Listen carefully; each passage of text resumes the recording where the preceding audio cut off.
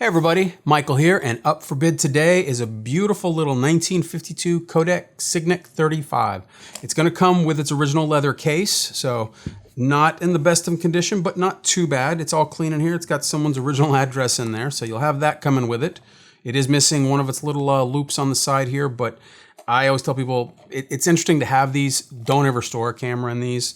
This one came in its little leather case when I originally got it, and the lens was all hazed up, had a little bit of fungus, which by the way is completely gone.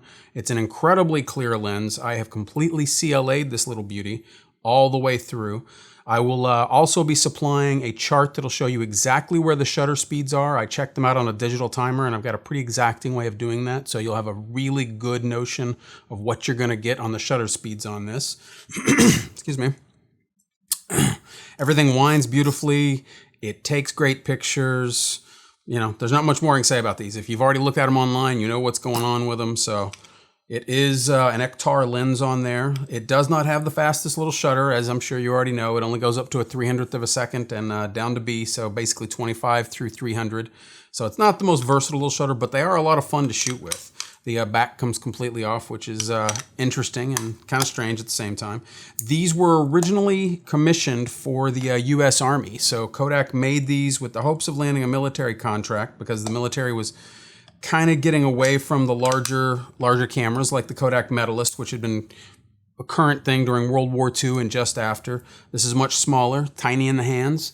The military took some, but they didn't grab onto it real heavy, so Kodak just started shoving it into the public market.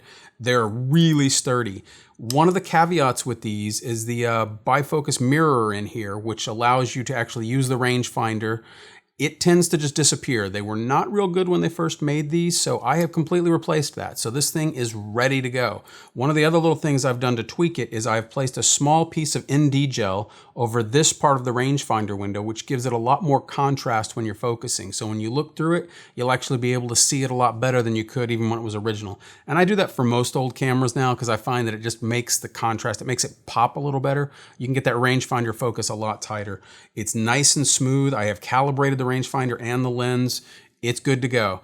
If you have any questions about it at all, please don't hesitate to ask. As always, good luck and happy bidding.